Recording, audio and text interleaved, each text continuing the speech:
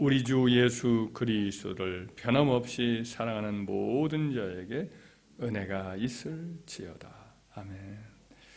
사도 바울이 이제 그 에베소 교인들에게 편지를 쓰고 마지막 축복으로 이제 오늘 본문의 말씀으로 마무리를 짓습니다. 우리 주 예수 그리스도를 변함없이 사랑하는 모든 자에게 은혜가 있을지어다. 그리스도 안에 참 성도들을 향해서 뭐라고 표현하냐면 우리 주 예수 그리스도를 변함없이 사랑하는 자다, 이렇게 정의를 내리고 있습니다. 그래서 변함없이란 말은 부패함 없이 변질되지 않고 그런 의미가 있습니다. 예수님을 변함없이 한결같이 이렇게 사랑하는 사람, 이것이 이제 그 그리스도의 참된 백성이요, 또 구원받은 하나님 백성의 표지다, 이렇게 사도는 이야기를 하고 있는 거지. 이 신앙이라는 것은 시간이라고 하는 그 함수를 이렇게 통해서 열매를 맺는 그와 같은 귀한 영적인 은혜입니다. 그러니까 시간을 통해서 인내의 과정을 통하여 그 신앙의 진실함이 드러나는 거지요. 반짝이는 모든 것이 다 금이 아니다 라는 그런 격언이 있듯이, 신앙의 어떤 외적인 모양은 갖췄으나, 종교의 어떤 모양은 갖췄어도 그러나 다 참된 신앙이 아닌 거죠. 보석상에 진열되어 있는 것은 다 값진 것들이지요. 그러니까 뭐 여러 가지 종류의 값진 보석들이 있는데 반드시 이제 가짜도 있습니다. 모조품이 있는 거지요. 진짜는 아니죠. 그런데 뭐 이를 값싼 것, 그 값싼 것, 예를 들면 철이라든지 굴이라든지 돌이라든지 이런 것들은 이 뭐 모조품이 거의 없지요. 철이라든지 뭐 이런 것들은, 돌 같은 경우도 모조품이 없습니다. 그냥 값비싼 보석에만 가짜가 더 많이 만들어내는 거지요. 구원이라는 것은 참 비싼 거지요. 하나님 백성이 된다는 것, 참 백성이 되는 이 신앙의 은총은 너무 비싼 거예요. 그러니까 이것은 당연히 모조품이 있기 마련인 거죠.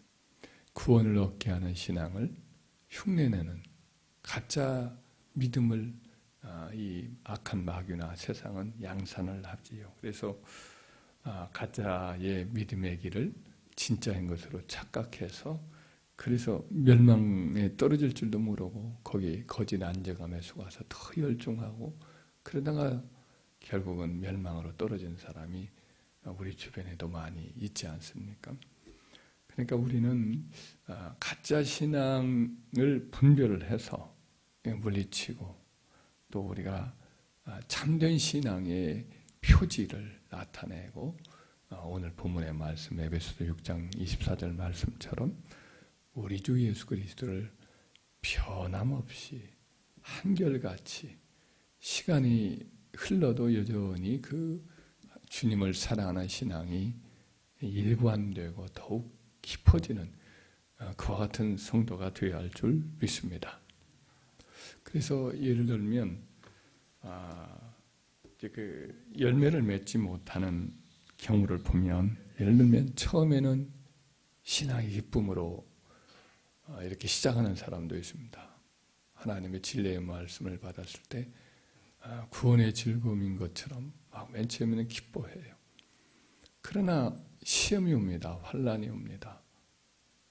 그러면 나중에는 기쁨이 다 잃어버렸어요. 고갈되어 있어요. 그래서 결국에는 그 구원의 기쁨이, 처음에 가졌던 구원의 기쁨이 사라지고 온데간데 없는 그런 사람도 있습니다. 예수님이 말씀하잖아요. 돌밭에 뿌린 씨앗은 처음에는 이것이 뜨뜻해요. 돌밭이라는 것이 열을 갖고 있으니까 거기에 씨앗을 뿌리면 흙이 얕기 때문에 처음에는 따뜻하기 때문에 자라나서 뭔가 싹이 나는 것 같지만 뿌리가 없으니까 곧 말라버리듯이, 이와 같이 처음은 즐거워하다가 그러다가 시험이 오고 환난이 오면 뿌리가 없으니까 결국에는 말라버리는 그런 사람이 있다. 우리 주님이 하신 말씀처럼 돌박 같은 사람도 있거든요. 처음에는 은혜롭게 막 즐거워하다가 나중에 구원의 즐거움을 사라져버린 사람도 있습니다. 이제 다윗 같은 사람을 가만히 보면 구원의 즐거움이 있었어요. 즐거움이 넘쳤는데 밧세바의 일로 인해서 구원의 즐거움이 사라졌어요. 1년 넘게 이렇게 겉으로는 이렇게 즐거워하는 모습으로 지냈지만 속으로는 다 마치 막혀버린 샘물처럼 구원의 즐거움이 사라졌지. 그래서 이제 회개를 하고 나서 이제 책망을 받고 회개를 하고 나서 그가 기도하는 내용이 구원의 즐거움을 내게 회복시켜달라고 이런 기도를 하잖아요. 구원의 즐거움이 없었던 거죠.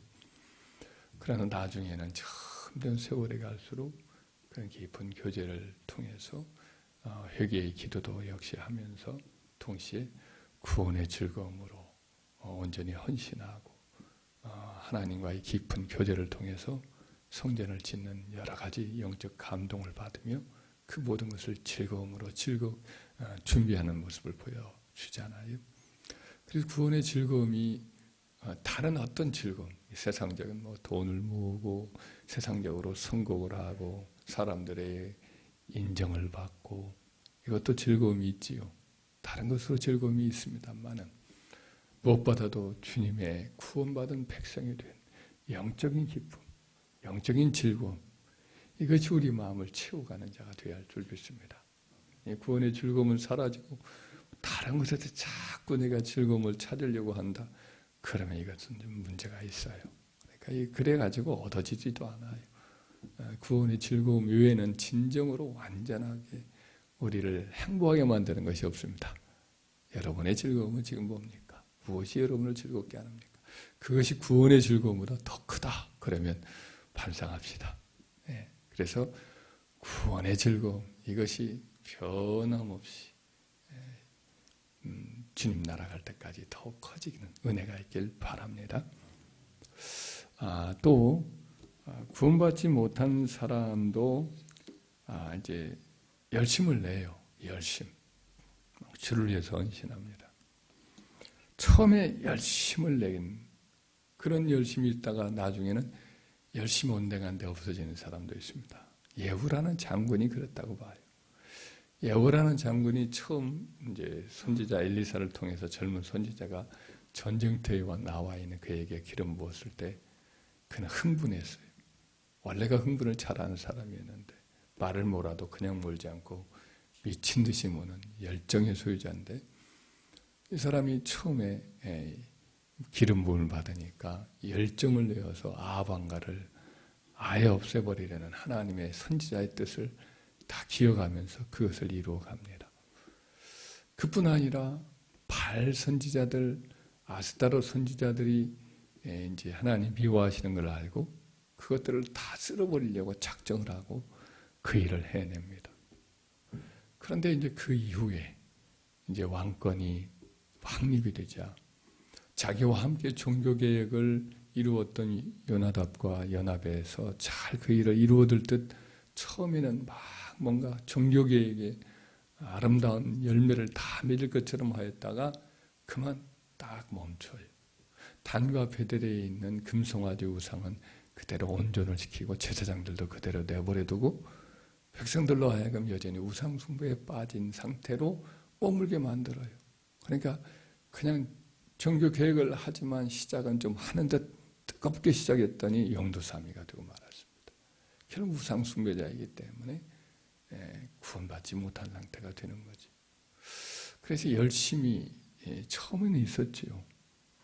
그런데 나중에는 서서히 식어버리는 거죠. 라오디게아라고 하는 것이 있는데 이 파묵칼레라고 하는 곳에서부터 온천수가 딱 내려오다가 그러다가 이제 그 라오디게아라는 지역을 지나면 그 다음에는 저 밑으로 하루로 내려가면서 차갑게 식어요. 이 라오디게아 이 교회는 교회 자체도 비슷해서 뜨겁지도 않고 차지도 않고 미적지근해요. 그걸 마시면 다 토해버린다고. 뭐 구토가 나고 그런다고 그래요. 그들의 신앙도 처음에는 뜨거웠는데 나중에는 차갑게 식어지면서 미적지근해서 내가 너희를 토하여내치리라 라는 책망을 받았습니다. 우리 신앙이 처음에 뜨거웠던 적이 있죠. 그런데 식어버리지는 않나. 이걸 한번 돌아보는 저와 여러분 되어야 할 줄 믿습니다.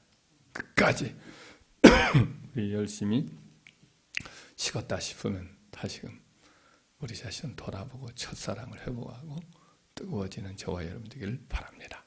그래서 변함없이 주 예수를 변함없이 뜨겁게 사랑하는 저와 여러분이 되어서 주님 앞에 서는 그날에 잘했다 칭찬받는 구원받은 하나님의 백성들 다 되기를 주의 이름으로 축원합니다.